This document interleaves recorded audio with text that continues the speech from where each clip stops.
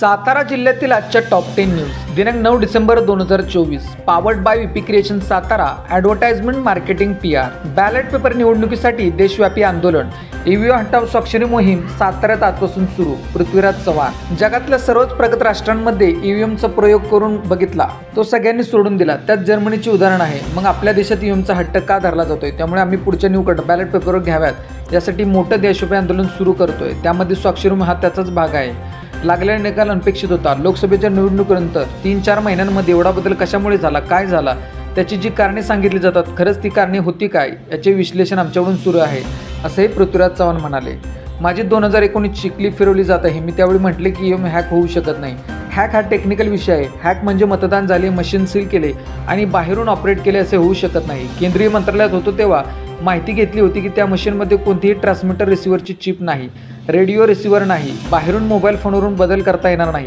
असे पुन्हा स्पष्टीकरण करत विधानसभा निवडणुकीतील व्हीव्हीपॅट चिठ्ठ्या मोजल्या जाव्यात अशी मागणी माजी मुख्यमंत्री पृथ्वीराज चव्हाण यांनी साताऱ्यात पत्रकार परिषदेत केली काँग्रेस भवनामध्ये पत्रकारांशी संवाद साधताना ते बोलत होते सत्ताधाऱ्यांची दडपशाही सुरू आहे ब्रिटिश काळापेक्षाही मोठी दडपशाही सुरू आहे असा आरोप पृथ्वीराज चव्हाण यांनी सत्ताधाऱ्यांवर केला आम्ही रचनात्मक विरोधी पक्ष म्हणून काम करणार आहोत माझ्याकडे पद जरी काही नसले तरी लोकांच्या मध्ये मी असणार आहे लोकांचे प्रश्न घेऊन सरकारला धारेवर धरायचे काम मी करणार असल्याचेही ते म्हणाले आगामी स्थानिक स्वराज्य संस्थांच्या निवडणुका ठाकरे गट ताकदीने लढणार प्राचार्य नितीन बानगुडे पाटील आगामी स्थानिक स्वराज्य संस्थांच्या निवडणुका मोठ्या ताकदीने लढायच्या आहेत त्यामुळे आत्तापासूनच काम सुरू करा शिवसेना ठाकरे गटाचा दबदबा निर्माण करा मागे काय झाले याचा विचार न करता तळागाळात जाऊन गोरगरीब जनतेसाठी काम करा राजकीय सामाजिक शैक्षणिक क्षेत्रातील सर्व समस्या पदाधिकाऱ्यांनी सोडवाव्यात वेळप्रसंगी आंदोलन मोर्चाकडून जनतेच्या प्रश्नांना हात घाला अशा सूचना ठाकरे गटाचे उपनेते प्राचार्य नितीन बानगुडे पाटील यांनी केले सातारा येथे आयोजित पदाधिकारी बैठकीत ते बोलत होते माफ करा शिवबाराजे म्हणत साताऱ्यात शिवतीर्थावरती तरुणांचे आत्मक्लेश उपोषण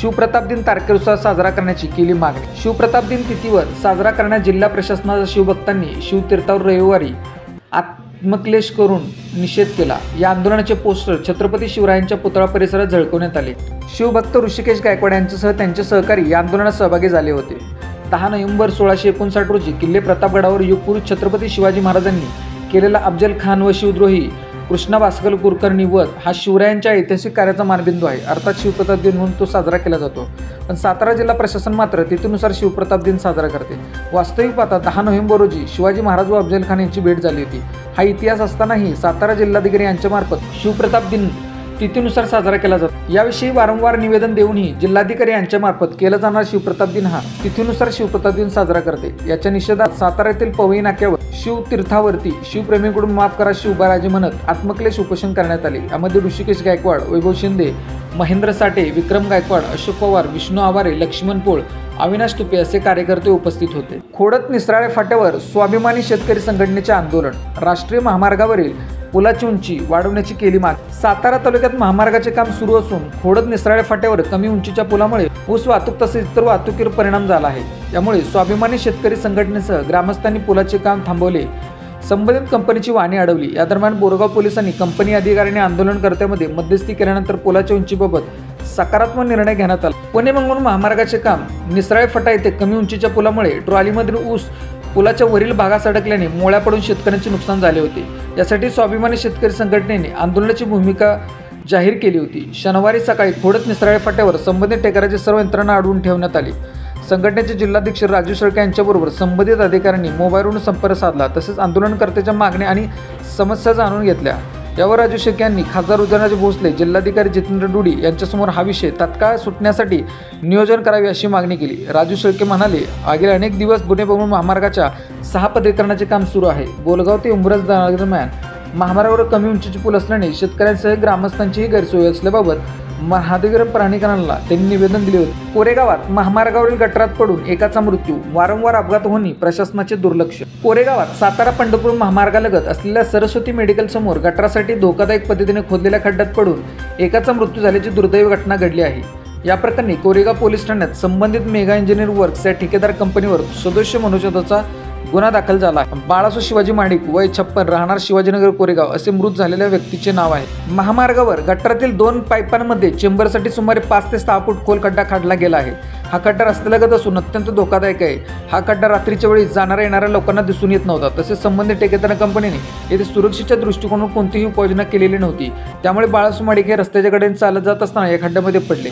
खड्डा खोल असल्याने त्यांच्या डोक्यात जबर मार लागून त्यांचा मृत्यू झाला। गेल्या काही दिवसात अशा घटना वारंवार घडल्या असूनही प्रशासन आणि ठेकेदाराचे याकडे दुर्लक्ष होत असल्यामुळे नागरिकांच्या जीवितास धोका निर्माण झाला आहे। साताऱ्यातील जुन्या आरटीओ चौक अद्यापही डेंजर झोन। वाहन चालवताना वाहन चालकांची कसरत। मध्यवर्ती बसस्थानकाहून शाहू स्टेडियम मार्गे राष्ट्रीय महामार्गाकडे जाताना लागणारा जुना आरटीओ ऑफिसचा चौक अपघाताला निमंत्रण देत आहे। उताराने वेगात येणारी वाहने आणि मुख्य चौक अशी परिस्थिती असून हा परिसर वाहतुकीसाठी डेंजर झोन म्हणून ओळखला जाऊ लागला आहे। नव्याने होत असलेल्या रस्त्याचे तातडीने फिनिशिंग होणे गरजेचे बनले आहे। सातारा शहरात अनेक अपघातग्रस्त ठिकाणी आहेत, त्यामध्ये जुन्या आरटीओ ऑफिस शेजारील हा चौक अपघाताला कायमच निमंत्रण देऊ लागला आहे। रुंदीकरणाच्या कामामुळे पोवे नाक्याच्या दिशेने येणाऱ्या वाहनांना वेग वाढला आहे, तर शाहू स्टेडियम येणारी वाहनेही काँक्रिटीकरण झाल्यामुळे सुसाट येत आहेत। त्यातच येथील धोकादायक वळण वाहन चालकांची मती गुंग करत आहे। रस्त्याच्या रुंदीकरण डांबरीकरणाने या चौकाला नवा साज येत असला तरी या कामामुळे वाहनांना वेगही वाढू लागला आहे। त्यातच येथील वळण हे वाहन चालकांसाठी डोकेदुखी बनले आहे। बिजवडी तालुका मान येथील IDBI बँकेचे ATM चोरट्यांनी दुसऱ्यांदा फोडले, मात्र ATM मधील रक्कम नेण्यात चोरट्यांना अपयश। बिजवडी तालुका मान येथील IDBI बँकेचे ATM दिनांक 6 डिसेंबर रोजी रात्रीच्या सुमारास अज्ञात चोरट्यांनी गॅस कट्याच्या साहाय्याने फोडले। ATMचे कॅश हॉल्ट न तुटल्याने त्यातील रोख रकमेची चोरट्यांना चोरी करता आली नाही, मात्र तोडफोडीत ATMचे मोठे नुकसान झाले। बिजवडीतील IDBI बँकेचे ATM या अगोदर दिनांक 27 नोव्हेंबर 2020 रोजी अज्ञात चोरट्यांनी फोडले होते, मात्र मजबूत ATM मुळे चोरट्यांचा प्रयत्न फसला होता। आज अखेर त्या प्रकरणाचा तपास लागला नाही आणि दिनांक 6 डिसेंबर रोजी पुन्हा हेच ATM अज्ञात चोरट्यांनी फोडले आहे। यावेळीही त्यांना रक्कम काढता आली नाही, मात्र ATMचे मोठे नुकसान झाले आहे। एकच ATM 2 वेळा फोडण्यात आल्याने ATM सुरक्षेचा विषय गंभीर बनला। पुसेसावळी तालुका खटाव येथे महिलेचे मंगळसूत्र हिसकावले। पुसेसावळी तालुका खटाव येथील वंजारवाडी लक्ष्मीनगर ते पुसेसावळी असे जात असताना ओढ्यानजीक महिलेच्या गळ्यातील 15 ग्रॅम वजनाची बोरमाळ हिसकावून दुचाकीवर अज्ञात चोरट्यांनी पळ काढला। या प्रकरणी औंध पोलीस ठाण्यात गुन्हा दाखल करण्यात आला आहे। या प्रकरणी शांता लक्ष्मण शिंदे वय 70 राहणार पुसेसावळी तालुका खटाव जिल्हा सातारा यांनी फिर्याद दिली आहे। शिंदे या शनिवारी सायंकाळी 5:30च्या सुमारास शेतातून घरी जात असताना अटकाळी ओढ्याजवळ स्कूटीवरून अज्ञात इसम शांता शिंदे यांच्याजवळ येऊन गाडीवर बसा, तुम्हाला गावात सोडतो असे बोलल्यानंतर शिंदे यांनी त्यांना नकार दिला। नकार देता शांता शिंदे यांच्या गळ्यातील 15 ग्रॅम वजनाची बोरमाळ हिसकावून चोरटा पसार झाला। या चोरीमध्ये 60,000 रुपये सोन्याचा ऐवज चोरून नेल्या अज्ञात चोरट्याविरोधात औंध पोलीस ठाण्यात गुन्हा दाखल करण्यात आला। मध्यंतरी रात्रीच्या वेळेस गाडीवरील डिझेल चोरणे, दुकान फोडून चोरी करणे, भुरट्या चोरण्याचा धुमाकूळ अशा काही घटना पुसेसावळी शहरात घडत आहेत। अशा घटनांमुळे नागरिकांमध्ये भीतीचे वातावरण निर्माण झाले। नागठाणे येथे काल रात्री महामार्ग ब्लॉक, प्रवाशांचे हाल। रुंदीकरणाच्या कामामुळे समस्या जटिल। पुणे बंगळुरू महामार्गावर नागठाणे तालुका सातारा येथे महामार्गाचे काम बंद असल्याने वाहतूक कोंडीची समस्या नित्याची होऊन बसली आहे। रविवारी सायंकाळी हा महामार्ग सुमारे 2 तास जाम झाला होता। नागठाणेपासून अतीतपर्यंत सुमारे 4 किलोमीटरपर्यंत वाहनांच्या रांगा लागल्या होत्या। महामार्गाच्या रुंदीकरणाचे काम सध्या सुरू आहे, त्यामुळे नागठाणे येथे वाहतूक गुलावतूक होत आहे। रविवारी ही समस्या प्रामुख्याने समोर येत असून प्रवाशांची डोकेदुखी वाढली आहे। प्रत्येक रविवारी कराड ते सातारा लेनवर कोकण तसेच कोल्हापूर या परिसरातून पर्यटक तसेच चाकरमानी सुट्टीनंतर पुणे व मुंबई येथे जात असतात। ही समस्या नित्याची होऊन बसली आहे। हा महामार्ग नागठाणे ते अतीतपर्यंत ब्लॉक होत आहे। या नित्याच्या वाहतूक कोंडीमुळे प्रवाशांचे अतोनात हाल होत आहेत। रविवारी सुमारे 2 तास एक वाहतूक कोंडीमुळे प्रवाशांचे खूप हाल झाले। याबाबत बोरगाव पोलिसांनी नागठाणे महामार्ग चौकात धाव घेऊन वाहतूक सुरळीत केली। सिव्हिल हॉस्पिटल येथे क्षयरोग मोहिमेचे उद्घाटन। दिनांक 7 डिसेंबर रोजी सातारा जिल्हा क्षयरोग केंद्र सिव्हिल हॉस्पिटल कॅम्पस सातारा येथे 100 दिवसीय क्षयरोग मोहिमेचे उद्घाटन करण्यात आले। Doctor Yewale, doctor Ramteke, doctor Yuvraj Karpe, doctor Sunil Chavan यांनी TB आजार आणि त्याची भीषणता तसेच TB आजार रोखण्यासाठी करत असलेल्या उपाययोजनांबाबतीत माहिती दिली।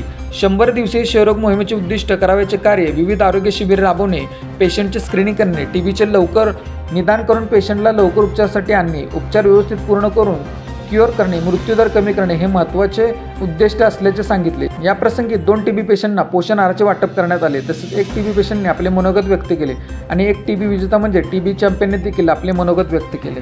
अशाच बातम्यांसाठी जिल्हा साताराच्या सर्व सोशल मीडिया प्लॅटफॉर्मला फॉलो करा। व्हिडिओ लाईक, कमेंट आणि शेअर करा।